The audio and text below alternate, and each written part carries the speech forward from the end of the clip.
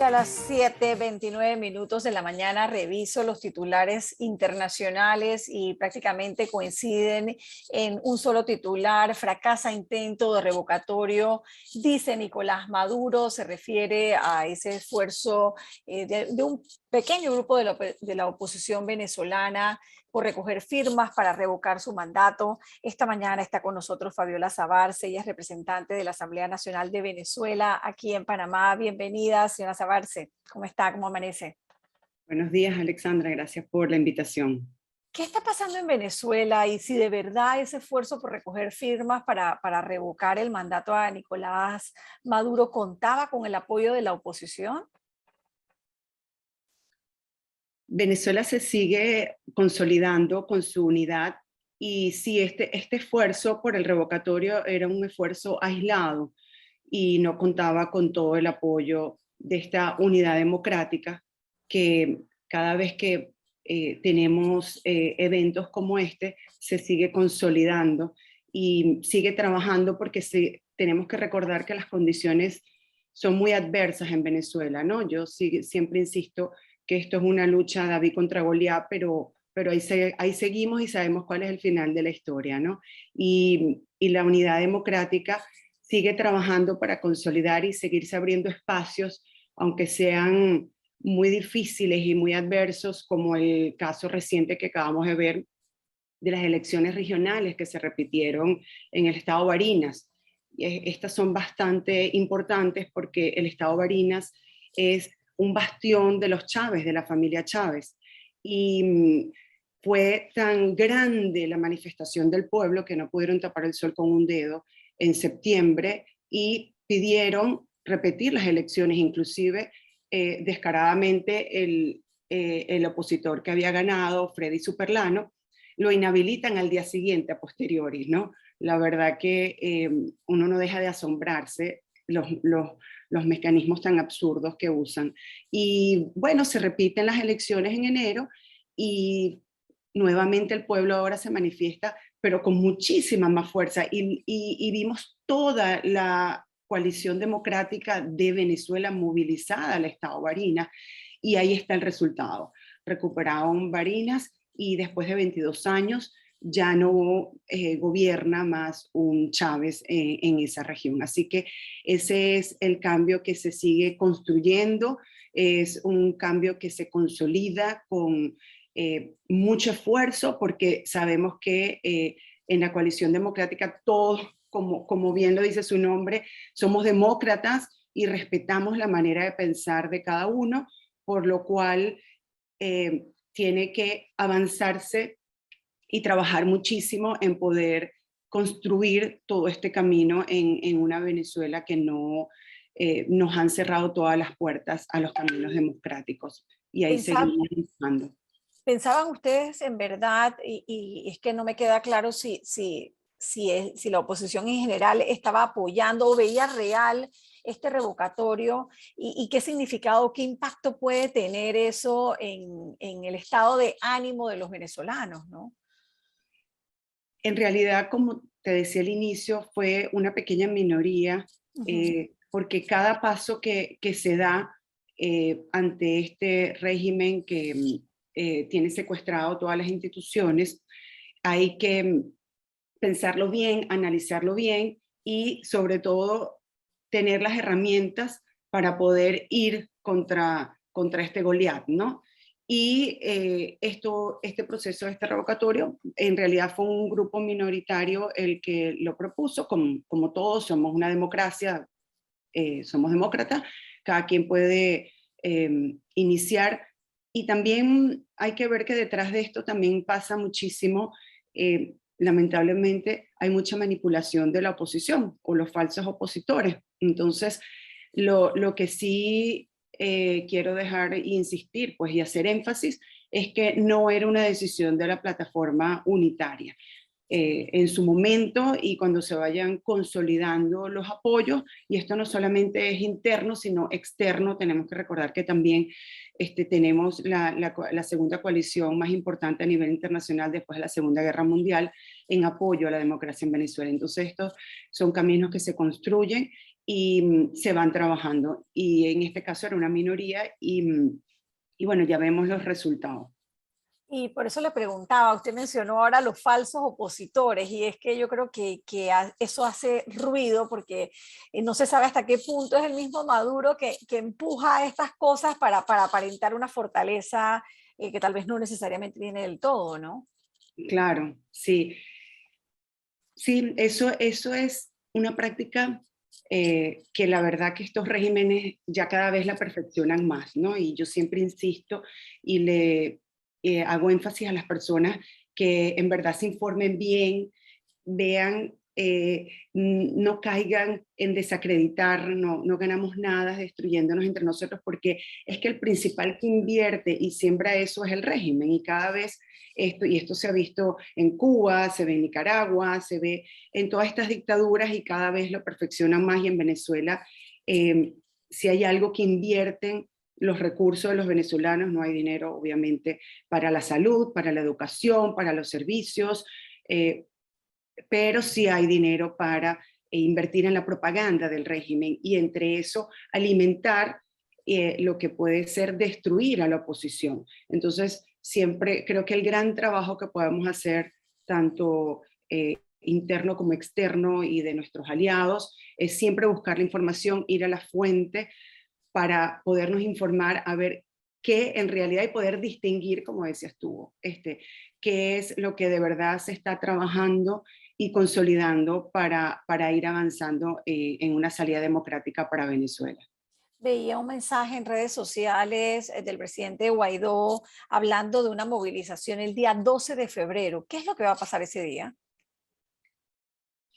El presidente vuelve a llamar, tenemos cada vez que podemos levantar todo lo que es poder motivar a las personas, porque estar en Venezuela, verlo desde afuera es otra cosa muy distinta que estar en un día a día donde no tienes agua, no tienes electricidad, no tienes comida, donde el sueldo mínimo son menos de $3 al mes y se necesitan más de 20 salarios mínimos para poder tener la canasta básica. Entonces, este tipo de cosas coloca a las personas en un día a día, en un modo de sobrevivencia muy difícil, muy duro, y lo vemos y se refleja en la migración tan grande de venezolanos que hay, que ya son más de 6 millones de venezolanos fuera de Venezuela. Pero ahí siguen nuestros líderes, entre esos el presidente Guaidó y todos esos diputados de la legítima Asamblea Nacional, y todos estos líderes comunitarios y de ONGs que se exponen, ¿no? Todo al día a día, y ahí llaman el 12 de febrero a volver a salir en ese Día de la Juventud, un día tan importante para los venezolanos, en volver a retomar las calles, en volver a concentrarnos, en unirnos en lo que es la salida definitiva a nuestro problema, no seguir poniendo esos pañitos de agua fría por otro lado, sino concentrarnos, y esa presión tiene que venir a lo interno, y a lo interno nunca ha cesado, Alexandra, pero no tenemos medios de comunicación, no tenemos cómo visibilizar la verdad las protestas de las personas, por eso es que tenemos que unirnos para que puedan ser unos movimientos fuertes que puedan demostrar el descontento que realmente hay adentro y poder tener todo el apoyo también internacional. Usted mencionaba la situación en la que vive la gente en Venezuela y yo creo que nosotros no tenemos la capacidad de imaginarnos esa realidad, ese día a día del venezolano. Hace unos días hablaba con una amiga venezolana residente en Panamá que tiene su familia en Venezuela y me hablaba precisamente de eso que usted mencionó, eso del salario mínimo y que en realidad no alcanza para nada y me decía que un familiar tenía que hacerse un procedimiento médico y que sencillamente eso era impagable. ¿Cómo se vive así? O sea, ¿cómo los que están en Venezuela están sobreviviendo a esa realidad? Sobreviviendo, y por eso lo vemos en los 6 millones de venezolanos que salen, ¿no? Alexandra, yo creo que es uno de los mejores ejemplos y una mejor manera de poder visibilizar. O sea, el venezolano nunca fue de emigrar, yo creo que todos conocemos que Venezuela era un país que más bien recibíamos con los brazos abiertos a todas las migraciones, tanto que se hacían venezolanos y ya la verdad uno crecía alrededor de diferentes nacionalidades y la verdad que era muy común, muy normal para nosotros tener amigos de todas las nacionalidades. Pero en este momento es tanta la necesidad que hay adentro, eso no alcanza el sueldo mínimo, obviamente, porque todo está dolarizado. Inclusive yo hablo con mis familiares y amigos adentro y hago la comparación con Panamá y, y un champú cuesta en dólares, 3 veces más de lo que cuesta en Panamá, el kilo de pollo, o sea que ya en dólares hay una inflación. Imagínate tú el que gana un sueldo mínimo que es de $2 al mes, igual que los jubilados, como veíamos en estos días unas tristes historias de los jubilados, profesores súper preparados en las universidades en Venezuela, que siempre han sido ícono y de verdad referencia a nivel mundial. Estos profesores hoy en día con su jubilación no alcanzan ni para comprar una cesta básica y cómo precisamente sufren de desnutrición, igual que nuestros ancianos, están los niños que buscan trasplante y también son súper tristes las noticias que vemos, como estos niños escriben videos pidiendo ayuda, pidiendo apoyo al mismo gobierno y vemos cómo después fallecen estos niños. Y igual que estos profesores que es solamente uno que se logra saber en las noticias porque llega a ser tan grave la situación, pero eso es el día a día, como están desnutridos y sus hijos tuvieron que emigrar y tampoco tienen condiciones más fáciles. Y cuando estos venezolanos deciden emigrar con una sola maleta, deciden emigrar exponiéndose a unos peligros grandísimos que ya también lo vemos en las noticias porque son víctimas de tratas de personas. Y ahí vemos, inclusive aquí en el Darién, tenemos historias muy tristes, cuando apenas veíamos, era una minoría de venezolanos pasar, ya vemos más de 100.000 venezolanos que han pasado por el Darién y las historias son súper terribles porque no se pasa ileso por el Darién, no, las mujeres no pasan ilesas por el Darién, las historias de violaciones son terribles. Y ellos saben que están expuestos a eso, pero cuando tú no tienes más opción, tienes que salir, pues, y jugártela y aventurarte. Y eso es lo que está pasando con los venezolanos. Y eso es lo que se vive adentro. Eso no hay las condiciones mínimas, ni dónde conseguir qué comer, ni el agua, ni la electricidad, y mucho menos la salud, como tú decías ahorita. Entonces, estos adultos mayores, estos niños, son los que quedan en Venezuela, precisamente en edades que pueden salir, son los hijos, los padres que salen y dejan a los niños y dejan a los abuelos. Entonces Venezuela se ha convertido un país ahorita de ancianos y de niños, porque los jóvenes tuvieron que salir, los padres tuvieron que salir a buscar y tampoco se les ha sido fácil enviar todo lo que son estas remesas y poder reinventarse afuera, ¿no? Hace unos días usted publicó en sus redes sociales un mensaje que dice: todos los residentes panameños de nacionalidad venezolana pueden presentar solicitud de reagrupación por razones humanitarias. Háblenos de ese procedimiento y qué tienen que hacer y cuántas personas están buscando esa alternativa aquí en Panamá. Sí, afortunadamente, bueno, y agradecer a la comunidad internacional. Cada país ha ido solidarizándose con esta crisis humanitaria que vive Venezuela. Y Panamá, desde el 2018, con el decreto 612, eh, a través del Servicio Nacional de Migración, creó una oficina de asuntos humanitarios. Ahí es un apoyo para los residentes permanentes venezolanos que viven aquí en Panamá. Esto es un trámite de reunificación familiar, es una visa que estampada que se procesa a través de esta oficina. Los interesados tienen que ir con la copia del pasaporte, la copia del carnet de residencia del que se va a hacer responsable, prueba de ese parentesco, prueba de solvencia de la persona que se va a hacer responsable, carta de responsabilidad y una prueba del domicilio aquí en Panamá.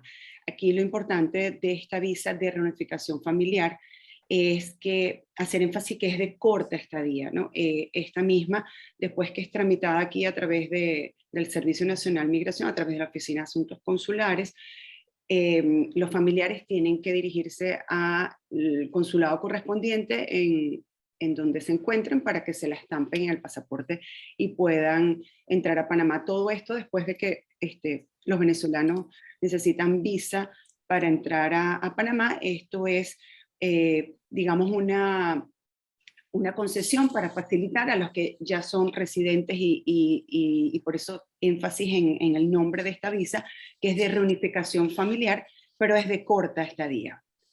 Pero se hace mucho más fácil poderlo hacer desde aquí a los familiares y poderlos traer a Panamá. ¿Sabe usted o maneja usted estadísticas de cuántos venezolanos están actualmente en Panamá? Porque sé que han pasado muchos y otros se han retirado ya. ¿Cuántos viven hoy en día en Panamá? Nosotros no tenemos un estudio reciente, estamos esperando que este año, gracias al apoyo de la OIM y otros organismos internacionales, podamos hacer como una radiografía de los venezolanos en Panamá, porque en verdad ha variado mucho y sabemos también que la pandemia nos ha hecho cambiar muchísimo los escenarios y las perspectivas que tenían los venezolanos de repente en Panamá o en el lugar que se encuentren. Por ahora, las cifras que manejamos las llevamos a través de la plataforma Rescue for Venezuela, R4V, que es una plataforma donde está compuesta por organismos internacionales y ONGs, y la información que se tiene actualizada para los venezolanos en Panamá es de 123.000. Pero en verdad esa cifra sabemos o lo que podemos llevar nosotros por nuestro centro de atención ciudadana, lo cual lo pongo a la orden.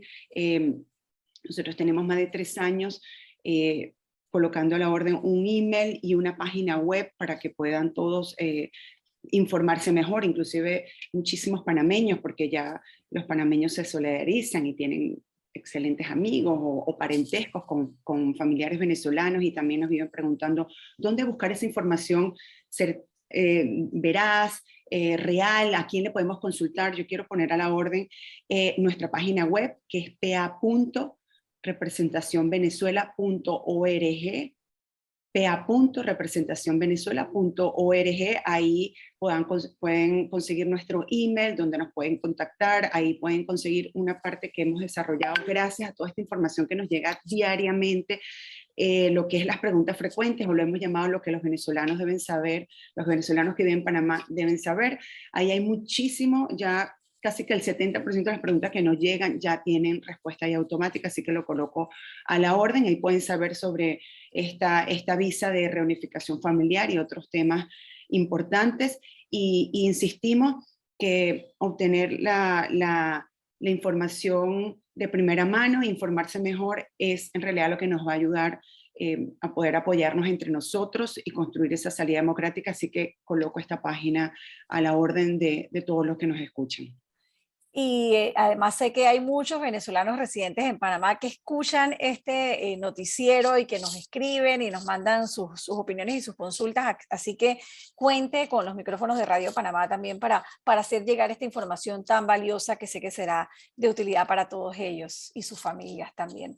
Gracias, Fabiola Sabarce, esta mañana aquí en Radio Panamá, representante de la Asamblea Nacional de Venezuela en Panamá, poniéndonos al día sobre estos temas tan importantes.